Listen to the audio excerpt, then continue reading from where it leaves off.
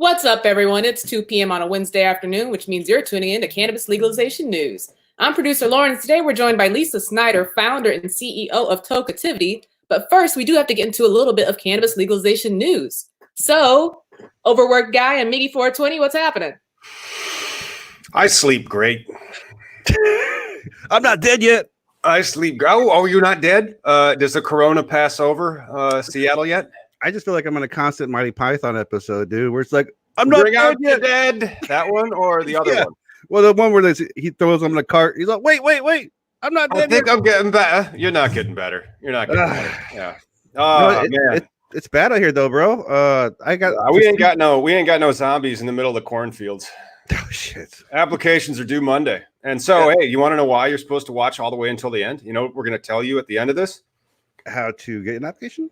How to easily submit your applications and probably avoid most of the lines on Monday if you need this last weekend. And I got a couple of team members that don't, and I got a couple of team members that do need this last weekend to put all their stuff together. Hey, you want to play the Price is Right about how long this application is going to be? After you submit it? Yeah, like when we're going to submit it. So like how many pages?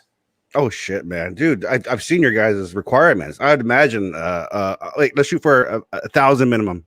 It's probably going to be tilting around there, depending on how crazy the team is. So yeah, it might be your average might be about 1,000 pages. I mean, the requirements, your security, and all the other shit's like a 500 pages by itself. Yeah, and then because the way that they do these licenses here, they're kind of fairly vertically integrated if you're a grower, because you could also extract or infuse. So like you'd also be able to have like SOPs for your kitchen or for your extraction technology, and that stuff takes up pages, you know? Man, yeah. Well, especially extraction, you're talking about like explosion testing and safety. Well, it depends on what you are. Even if you're going to be using a CO2 extractor, I guess you're going to want to follow best safety practices and whatnot. Yeah. Safety first. Yeah, and then I say, hey, those extraction machines are expensive. Why don't you just get one of these wonderful knock boxes and grinders or shredders? When they're really big, they call them a shredder. Yeah. And then you can just crank out pre-rolls for your first year and then get good at making reliable, regular flour and then buy yourself an extractor. Yeah, I was in a store yesterday and this guy was eyeballing a bag of pre-rolls for an ounce. And he was really excited. I was like, dude, first off, you're probably paying for paper too. And second, like it was a cheap ounce. I was like, well, you know where pre-rolls come from, right?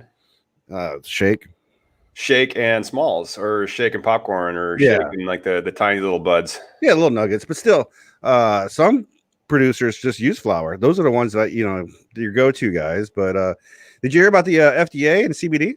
No, what happened to the FDA and CBD? You got a link for us on that one? I do. It was on Marijuana Moment. Live cannabis legalization news. I just have been cannabis and legalization hell over here. Just like, where's all this stuff? How about all those things? What about all these things? Well, you actually work in the industry, dude. Huh? You actually work in the industry. I'm just always like eyeballing things from the outside, So the FDA invites the public to submit more comments on CBD. I would like to submit one, Mr. FDA, man. It is fantastic. That is actually one of the reasons why I slept so great last night, because I rolled up a wonderful piece of some Southern Illinois flower from one of my clients. Thank you very much. Illuminant, great people. And it was delicious. Of course, I mixed it with some of California's finest. So it was also a little uplifting. But, CBD does work. I mean, CBD works great.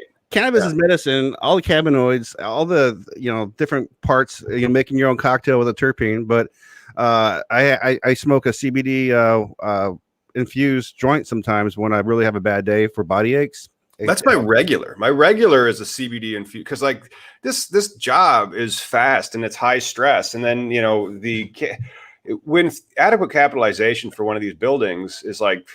Well, I've seen our pro formas. If you're not bringing at least $3 million to the table, you might go broke. And yikes! So it's real, man. And then because of that, and because of all the competition to get in, you're just always working, and it's stressful. And people are at everybody, and they're like, "Well, what about this?" Because everybody is going nuts for the points, and everybody wants to win, and everybody wants to put together the best application. So yeah, man, you can roll up some CBD and some THC in it and just relax and dial in and knock it out, man. Well, you guys are also, updating the rules as you go, which is doesn't make your job easier. No, it does not. I love how the infuser license. I bet I'm gonna. Yeah, I would be hard pressed to find that there's going to be more than 100 infuser license applications, is because they can do only one thing. I mean, like the craft growers can do it too, but the infuser can make like brownies or gummies, maybe even a vape pen. But they need to buy the raw material from somebody first, right? And so where are they going to buy that raw material first? They can't make their own extracts. They can't grow their own cannabis. And then not only that, they still have all these financial hoops to jump through, more so than even the growers. Like you have to have an insurance contract. You have to have audited financial statements, even if you're a startup. Fuck, dude. Just, legalization is not the poor man's game that I thought it was going to be. Well, no, that's because you were raised in Washington State in the 90s, where you would go to a farmer's market and somebody would give you away, dank nuggets. But it was, in the early days of the Washington market, it was pure capitalism. It was, hey, I got a seed, I'm going to grow it, and then I found a store, I'm going to sell it. All right, I got money. Fairly unregulated. Yeah. The regulations are ridiculous. They're ridiculous. And so, like, sometimes I'll see that, because like this says cannabis camp on it, but then it's got a cannabis leaf on it. And so I don't think a cannabis brand, at least the way that the CRT, the adult use law is written, it's like you're not allowed to have cannabis leaves in promotional items. So what does that mean? So like, are we just supposed to have like no cannabis over anything? So if you have any packaging, any logos, any trademarks, anything like that you're using to promote or advertise your brand, you can't use a cannabis leaf? What the heck? And it's a stupid policy. Just like what? You can't use barley when you do beer, or yeah, because you see that all the time in beer. You see like the pictures of the grains behind the beer, and usually behind like a pint glass or something, and then grains behind it in an X. So you're like, oh, that's right, grain makes beer. Yeah, this is totally. But we're constantly facing what do you call it, bigotry and biasness. Did you hear about the arrest in New York with the young black man out there? Holy crap! No, I didn't. What happened? So Cuomo, always talking about legalization. Not Cuomo. What the hell is the governor? Anyways, that guy keeps talking about legalizing it. But this young man right here was in a park after hours. Or actually, no, it wasn't even after hours. He was an hour before the park was going to close. Gets harassed by an undercover because they suspected marijuana. I mean, it's just constant bullshit, man. Yeah. Because they suspected marijuana, that kid's dead. Yeah. No, he was beaten down. He was taken down. So beaten down. And by multiple officers, right? Yeah, I'm so glad that they made him safe. You know what was the biggest cannabis legalization news in my neck of the woods 6 days ago? Parties, events. No, I was actually quoted in the Wall Street Journal. Oh, that's right, dude. Yeah. So like I can't open up the link because then it'll be like, you need to subscribe to the Wall Street Journal. But I can at least, because I Googled it, it's like the prejudice against this plant is real and is pervasive. And there you go. So as quoted in the Wall Street Journal, there's the actual article. You need to subscribe to read the rest of the story. It's still pretty snazzy though. You get those hits in a while, and not everything we do is a banger, but once in a while. Yeah. But I think like sharing that is kind of like made me have some latency issues. Latency? I'm coming out all right now. But yeah, man, it was fun to kind of say like, oh, I got quoted in the Wall Street Journal the other day. I never thought I'd be able to say that, especially about like weed, Yes. Oh, well, ever since you started your book with a fake name, and I mean, we just both couldn't be out and about. That's why Miggy 420 lives. It's not just Miguel. That's right. Miguel, come arrest me, Santiago. Yeah. Over here, fuck with my life. That's right. I also would like to be oppressed, sir. But what helps with that are networks, right? When you have a good network and people that you surround yourself and have a means of communicating and outreaching. Mm-hmm. And I think our guests could help with that. I bet you can. I mean, that network took us a long time to build, but now it's the internet's so much bigger than it was 10 years ago. Dude, I mean, we're beyond MySpace days. Yeah, but I bet like in another 5-10 years after the cannabis legalization has gone full, like federal level, we'll have reports of the algorithms that Google or Facebook or even Amazon have used to suppress cannabis news. Can you imagine though? There's got to be that like one button or one line that some asshole has about there, because there is that biasness. There is that search engine. Well, it's the same reason. Like they don't want to get fucked with by the man. They don't want somebody coming and knocking on their door and being like, so you're helping all these cannabis companies violate federal laws, are you? Maybe we should regulate the internet. Yeah. Opposed to like, hey, Twitter, let's just do Trump do what the fuck he wants. Yeah, but you know what the stock market's doing right now, don't you? No, because I don't have stocks. No, I do know. I mean, again, it's not my concern. It's tanking hard. How much is it down, you think? It's down 1,000 already. Oh my gosh. But that just basically means that we're going to have Joe Biden next time. And Joe Biden's not exactly the best on cannabis, but maybe his administration would get out of the way of that 0.3% Delta 9 THC debacle that, you know, the CBD from the FDA that they're asking for more comments. And then also, no, it's down 5.6%. Yeah, that's a good sell-off right there. But, you know, also, shit, man, I just blanked out. You need more CBD in your life. Shit, man, I need something, dude. It's just, you know, there's so much going on. I can't believe it's already Wednesday at fucking 12 o'clock here. You know, like, just week has gone by so fast. Great. Because, like, the thing is, after you've been grinding for about 12 to 13 straight hours, and, like, I can't even take a commute. I took a commute today to work. But it's just you wake up, you go from your bedroom to the list of emails and other pings that you've gotten while you were sleeping, and then you start catching up and like managing teams. It's exhausting, and then so that's why you sleep so good because you're just thinking all day. It's good first world problems to have, though, bro. Well, come March 16th, they're all gone. And then are they going to reopen again? Is there going to be another cycle for more? That's something. Here we go. A little bit of inside information in the cannabis legalization news space. Exhibit P on the financial disclosures for your craft grower application is something that you are under a continuing duty to supplement or to disclose any material changes to your financial picture. And then that is further explained in the emergency regulations, and then it goes through into your licensure. So these suckers operate in a sense that they have people that buy interests, they sell interests, they hire, they fire, all those types of things. And then they would need to update their financial information with the state of Illinois as they do that.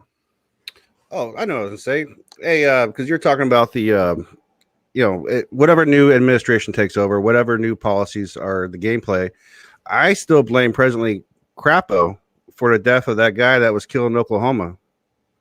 Yeah, I'll blame Crapo for the guy that died in Oklahoma. Local dispensary owner gunned down in Nebraska? Or no, Northeast? Northeast Oklahoma. Okay.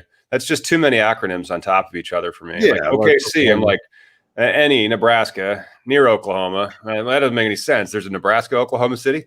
But if we had the Safe Banking Act, you know, if it was was it just because there was so much money hanging around, so you just became an attractive nuisance to burglars? Period. Yeah, it's so stupid. It's just so stupid that because it's a fungible commodity already. Like it's all this dank pot that you have in this in this dispensary. And if it's Oklahoma, they don't have like the DEA approved safe regulations that they do in Illinois, where this stuff's, you know, locked and under video surveillance and nobody's going to be getting away with it. But it's good as money. And so if you have it, people will buy it. And then if the only money you're allowed to use is cash, you're kind of screwed.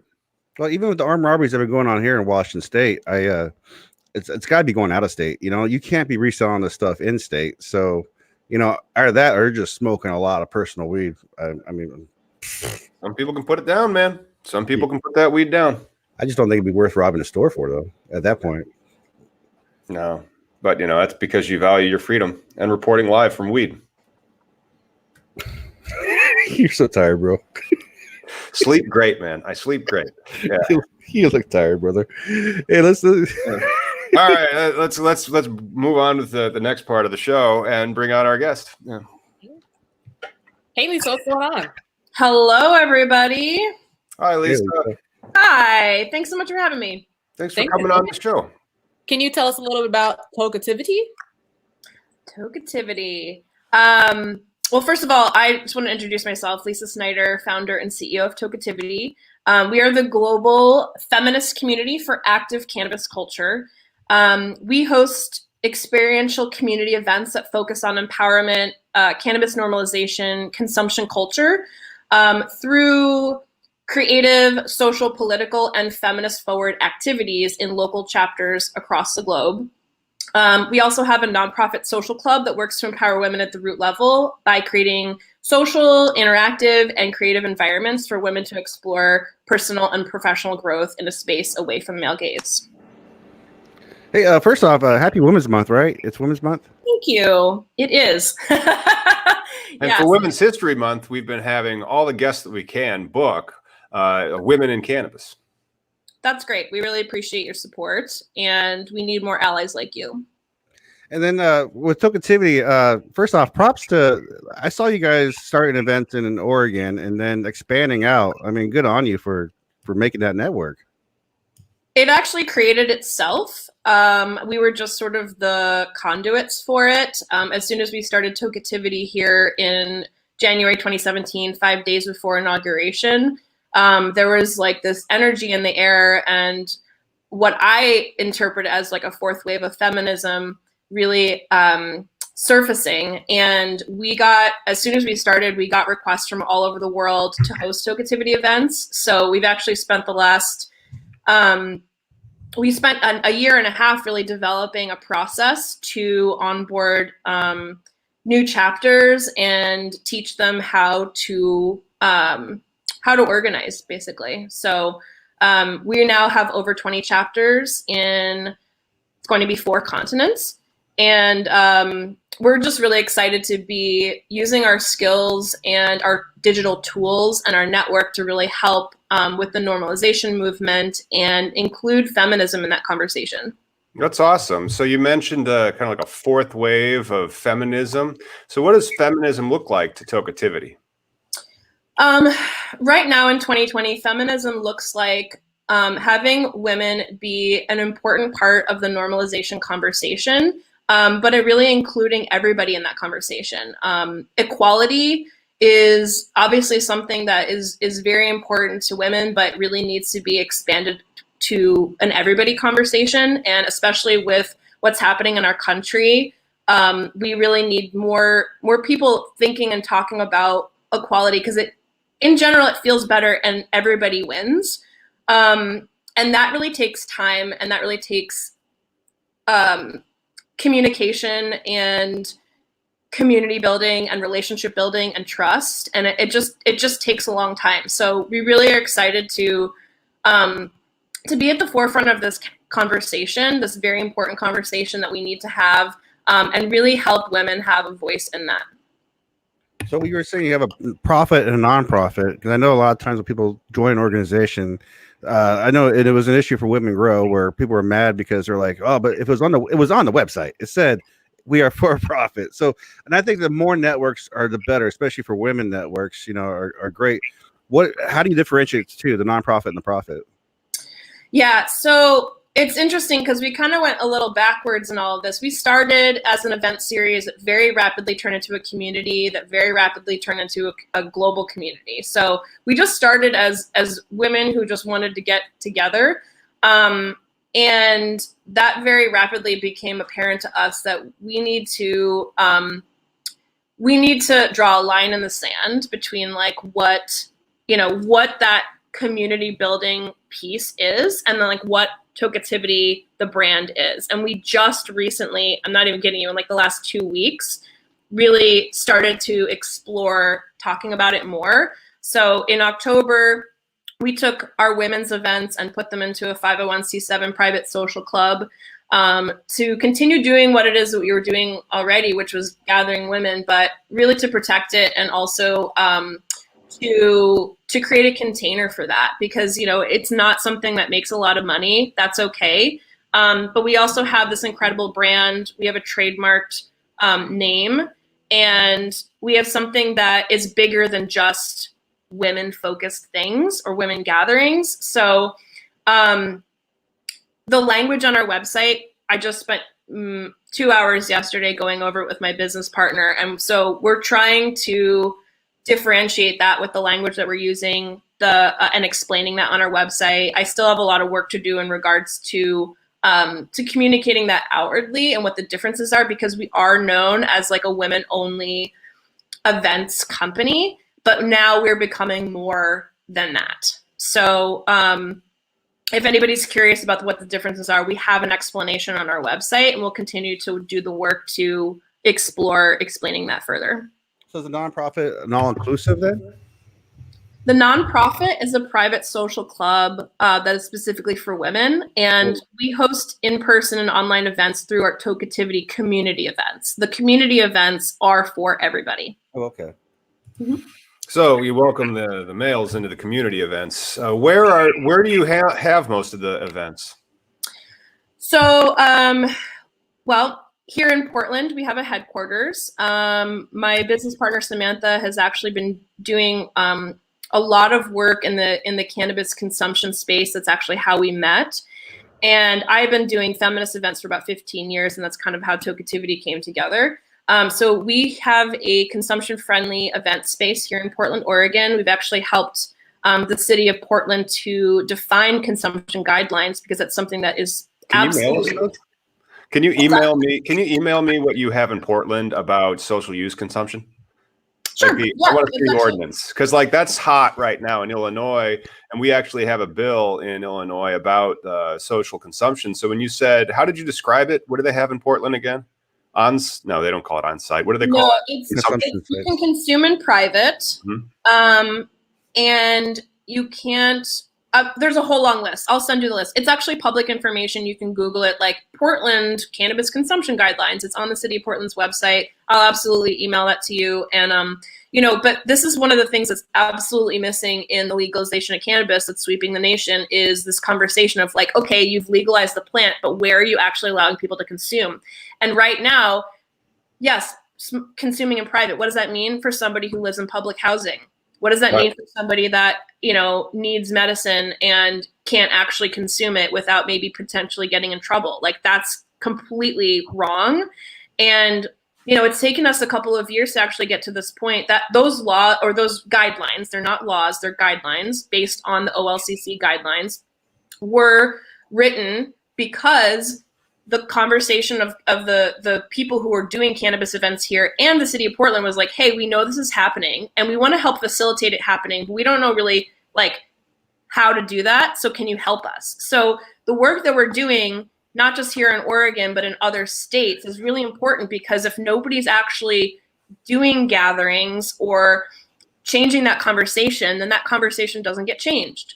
So, and these laws need to be written into the law when cannabis gets legalized, and it's not. And then we have to go backwards I lobbied in Salem last year. I was one of the only people who was talking about consumption, social consumption. And that language is really scary to people. So we actually changed the language from social consumption. What did we change it to? Well, the language of social was too scary, and we ended up changing it. I can't remember what we changed it to. Terrified of this whole social aspect of the usage.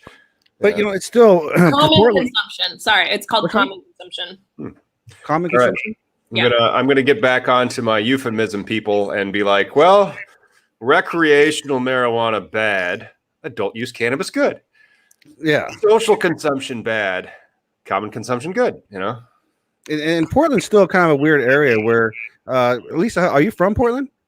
No, I'm actually I was born on Long Island and moved to Jersey when I was 5. So I'm a Jersey girl, and I moved out here 6 years ago.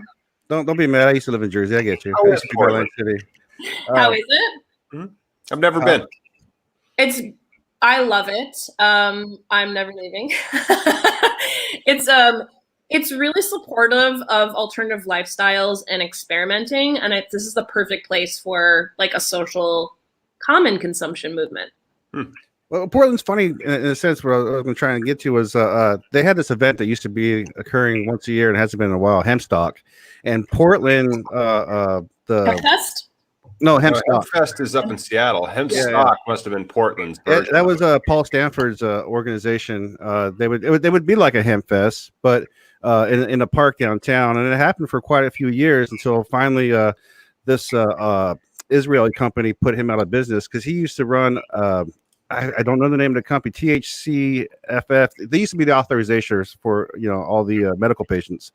But and Portland still got a hazy ground as far as treating cannabis consumers because Here in Washington, the lounge. Which lounge do you go to when you guys do your events, Lisa? We have our own space here. I'm Oh, sitting here nice. right now. Okay, because I know like the Northwest Cannabis Club. Mike, he used to have a club up here. It was the Northwest Market, and we used to smoke and trade there. You know, the mystical times when it was like a farmer's market.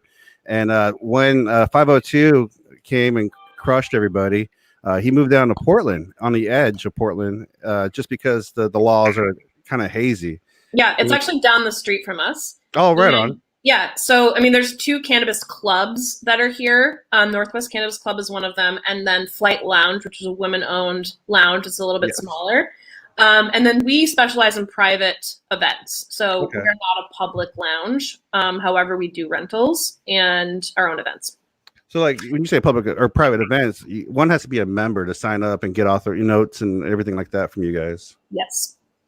So I'm in a flyover country, cornfields, connecting flights between the coasts that you kind of look down at and be like, are we there yet?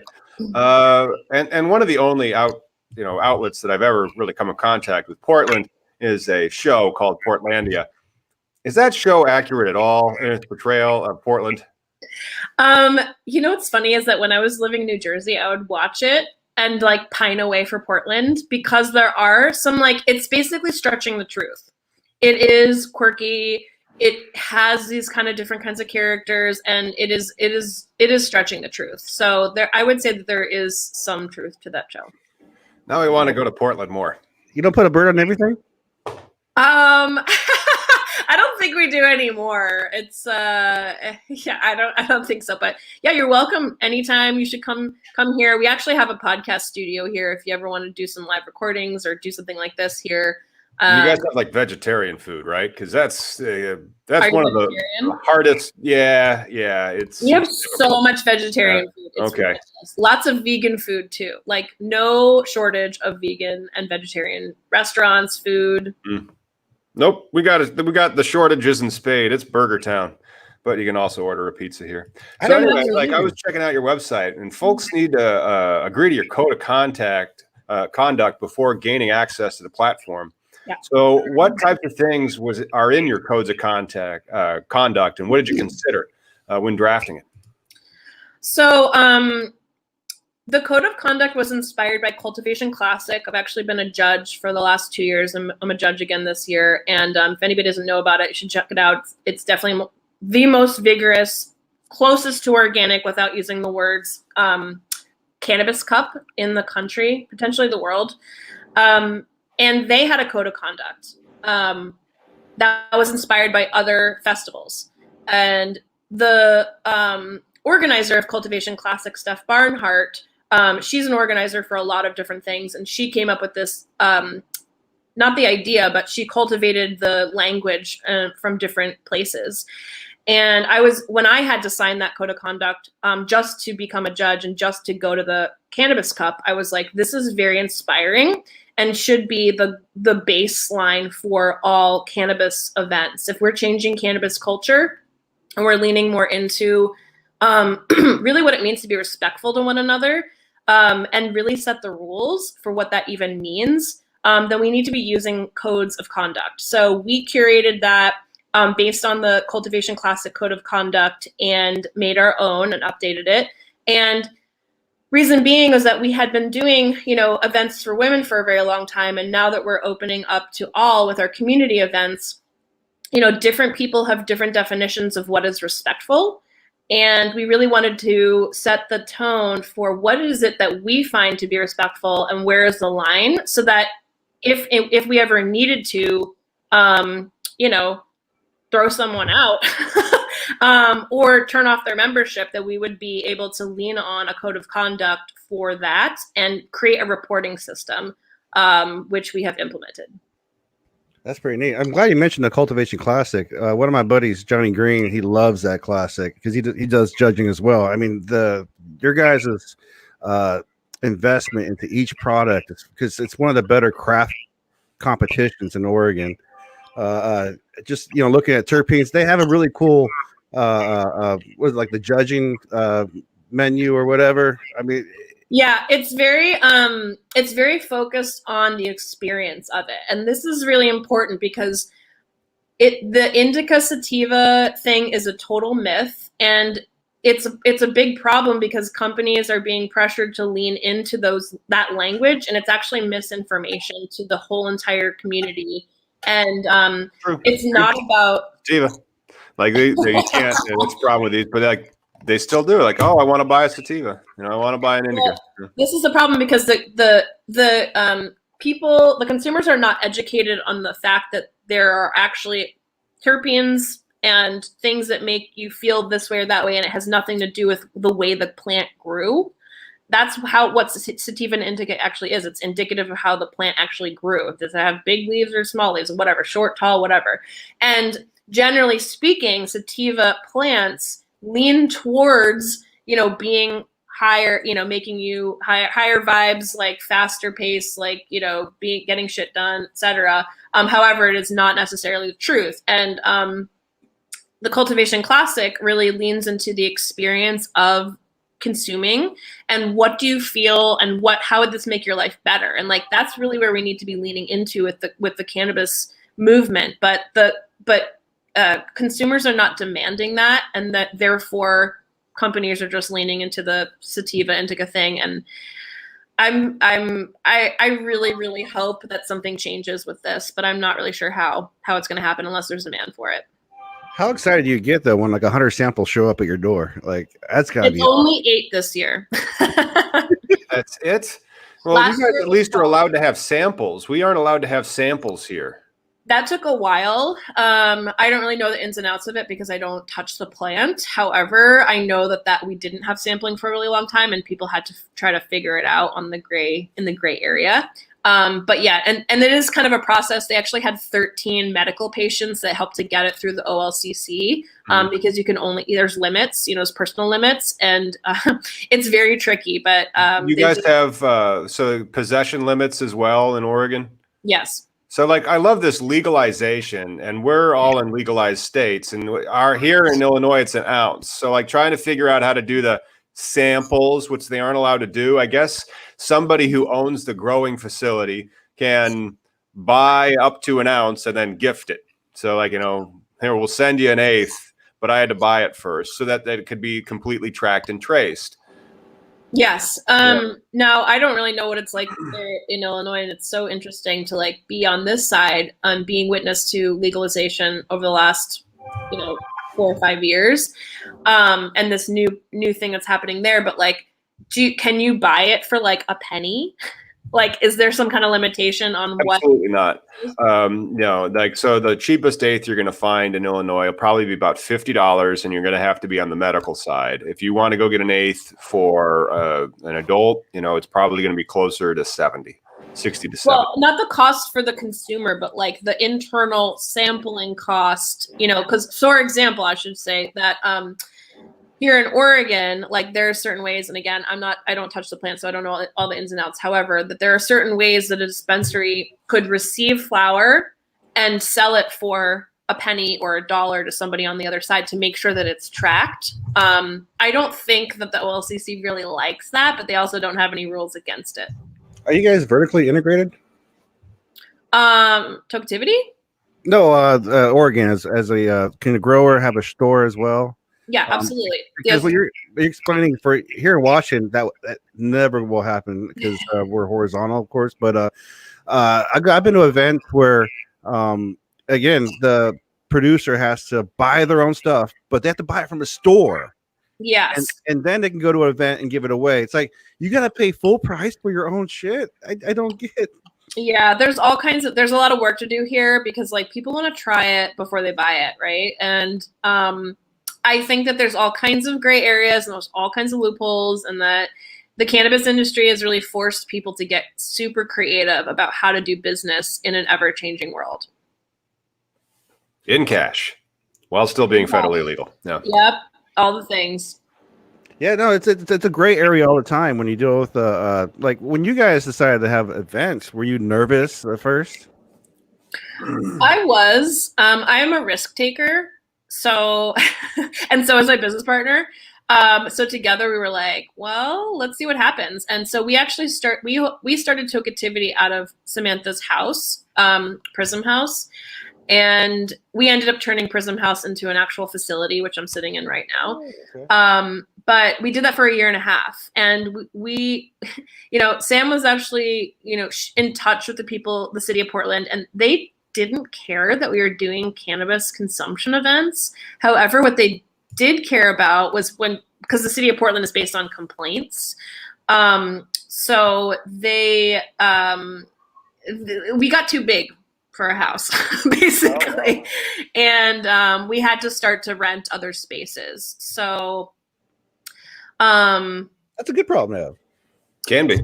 It can be. It did force us to get creative, which is really what the cannabis industry has done. Like, we got kicked off of Eventbrite, censored from Facebook. And so I ended up building our own tech platform to support our membership and, create that container for us to be able to not only do events in Portland, but be able to do it in different legal states, including Illinois, which we just opened up our chapter in Chicago.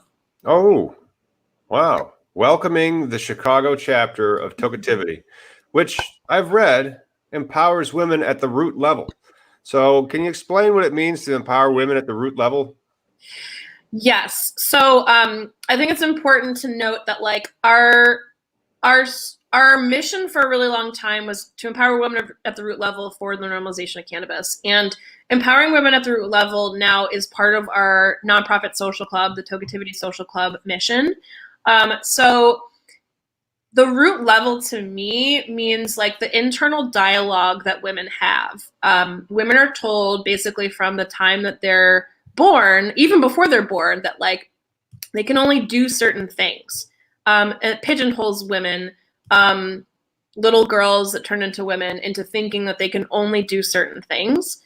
However, the root level to me is exploring that internal conversation that becomes a woman's external environment.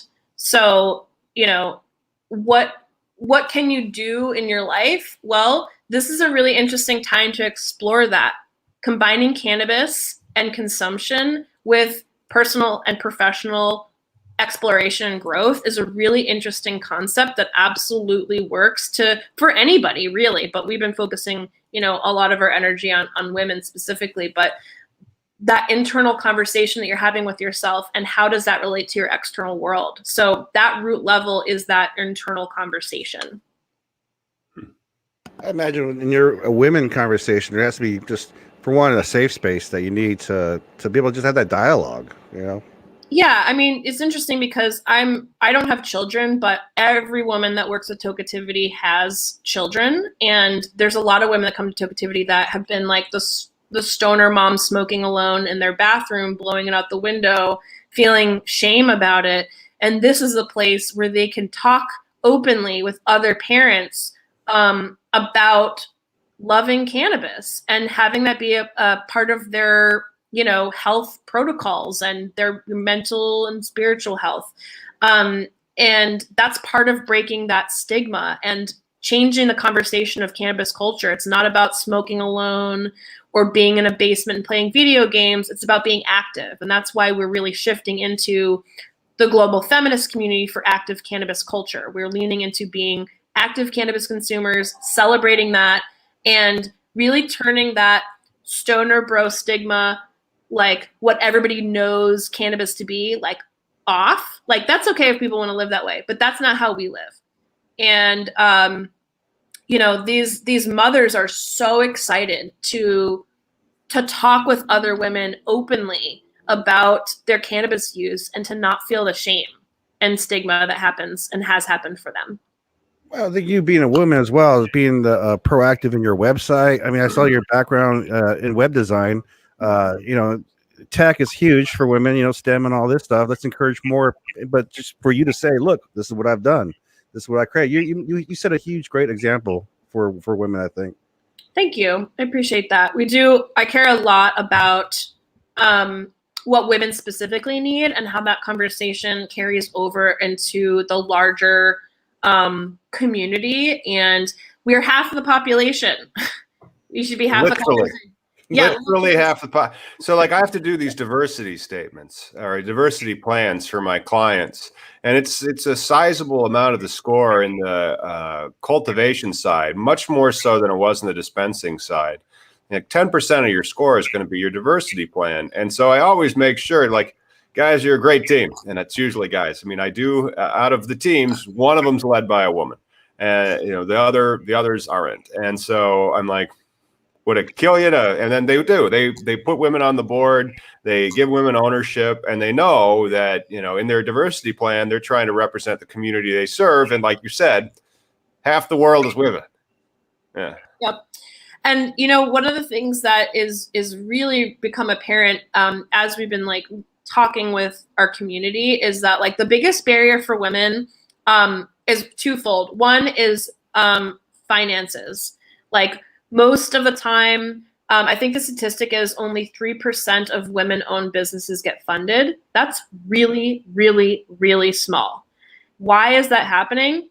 Mostly because people want to support other people that they know. And like the guys that have money like to, talk to the other guys that have money. They don't know anybody else that, and what you do have to do when you're thinking about diversity is you do have to look outside of your inner circle and be conscious to bringing people into the fold, because there's a huge barrier for people.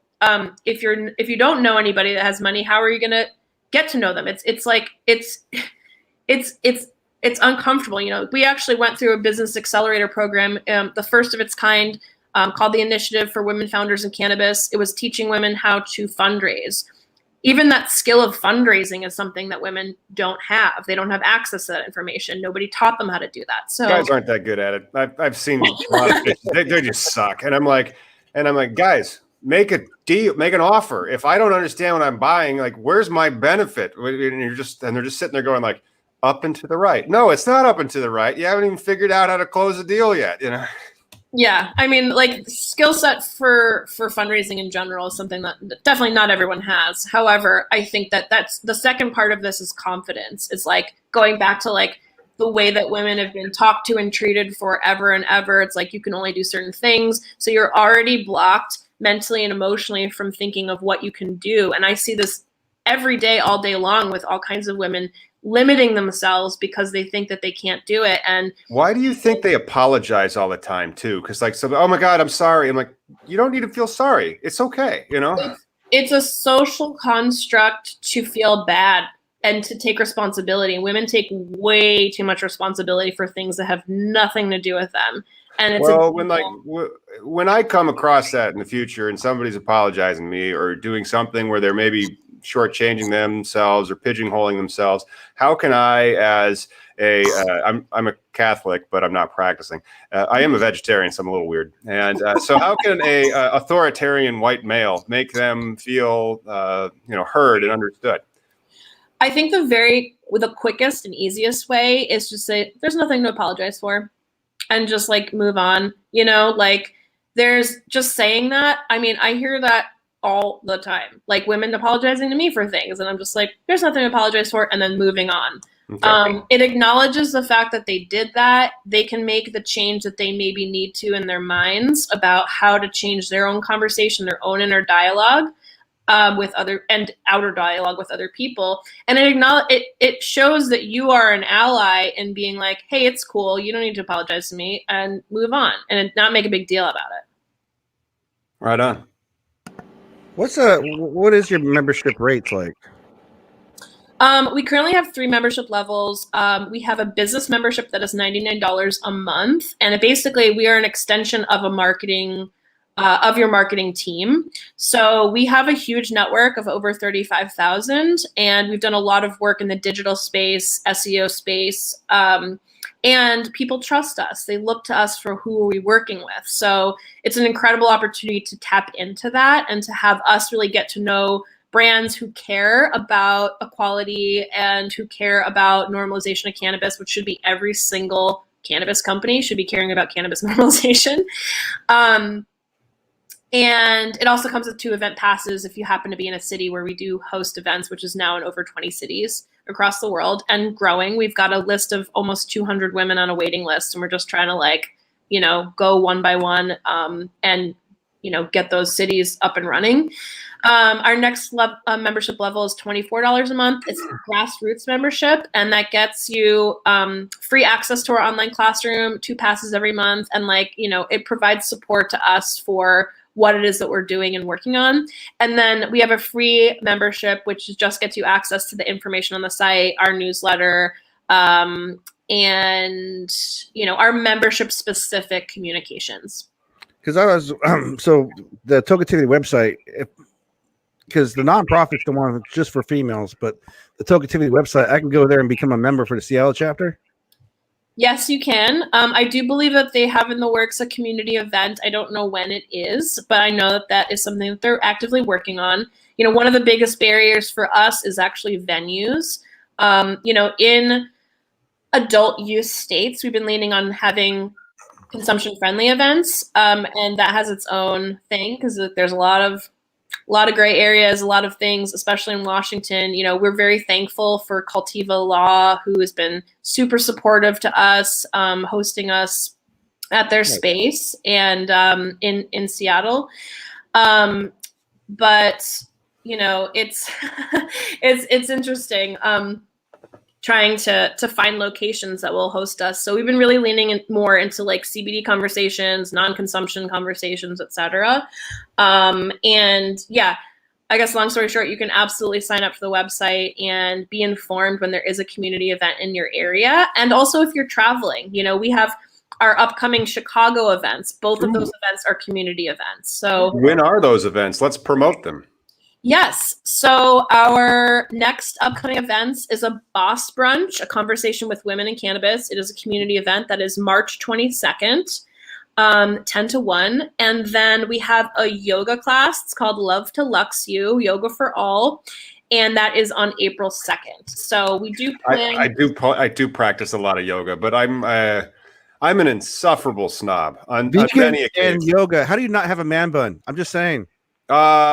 This is the longest I've had my hair in a year. And then the other reason is because I don't have one of those headbands to keep it out. And so your hair starts sweating and then it starts getting in your eyes. And then eventually I just go, F it. And I just buzz my hair off when it's 90 degrees outside in August. Next time, Miggy, for you, I'll do a man bun.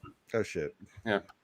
I'm going to need to get a headband first. Just to keep it out of the face. Yeah. And the reason why I asked about the membership and for the Seattle chapter, whatnot, is I think organizations like yours are going to be the important part for the consumption of people meeting each other. It's hard to be like, hey, I'm going to post a thing on Craigslist and we're all going to smoke up at the Space Needle. It doesn't work that way. For some reason, the cops are there. I'm going to create my own protest. Yeah.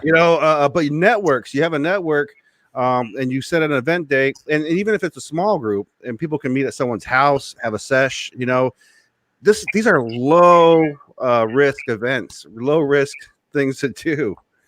But yeah, our events really have ranged depending on this location and the access to venues that will allow for more than a certain amount of people.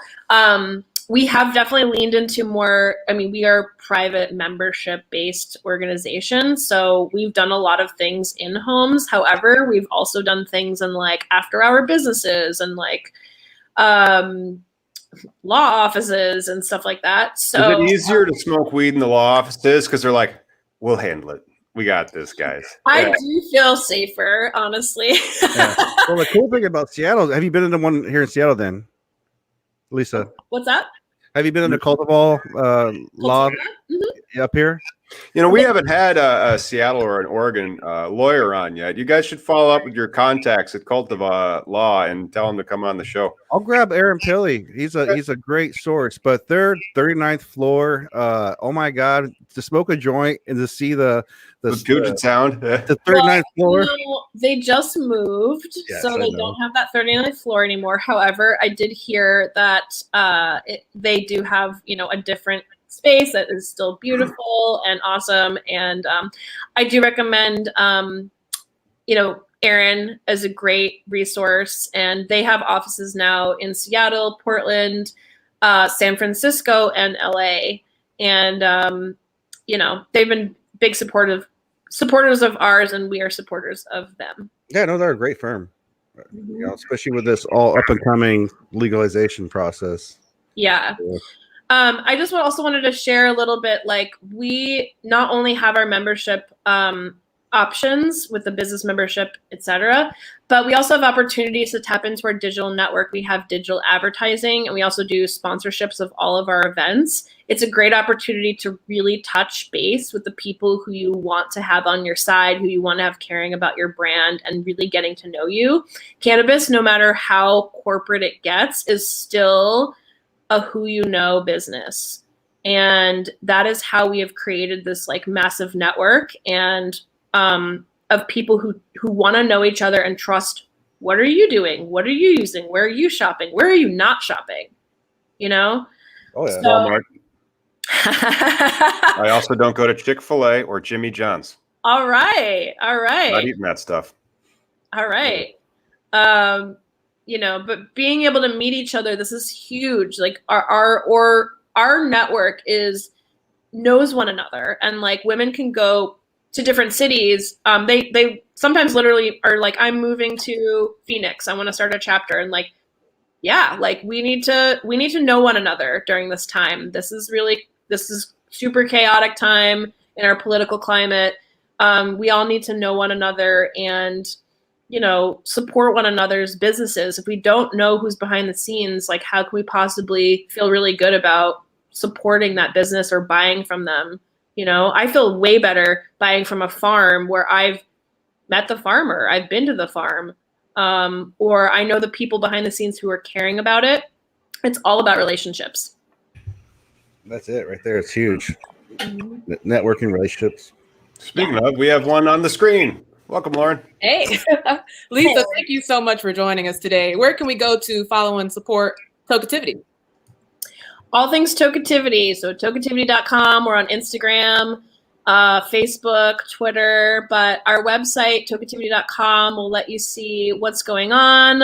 If you click on Connect, if you go back to the site, you click on Connect. This is our membership website.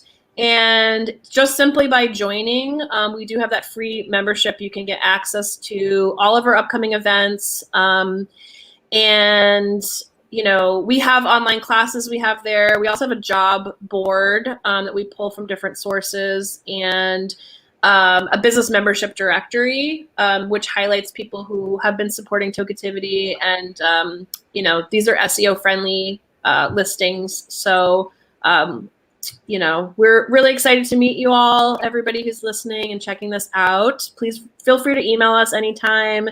If you've got questions about like what's going on where, or if you want to start a chapter, we don't have one yet. You can go to our website, tokeativity.com, and learn more about how to get that started.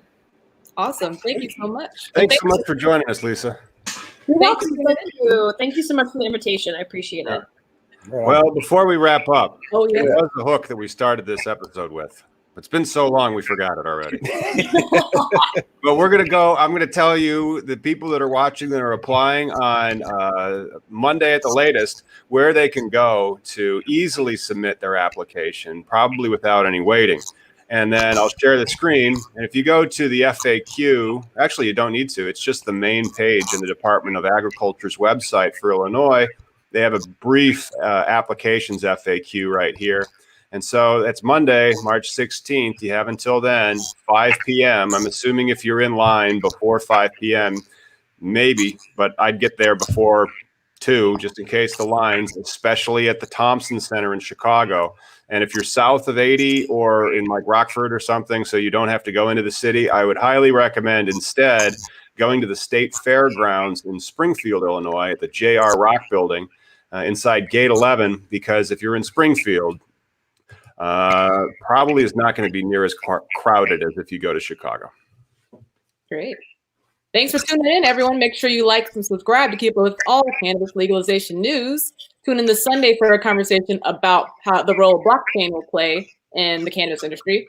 So thanks for tuning in. See you on Sunday. Thank you. Thanks. Thanks. Thanks.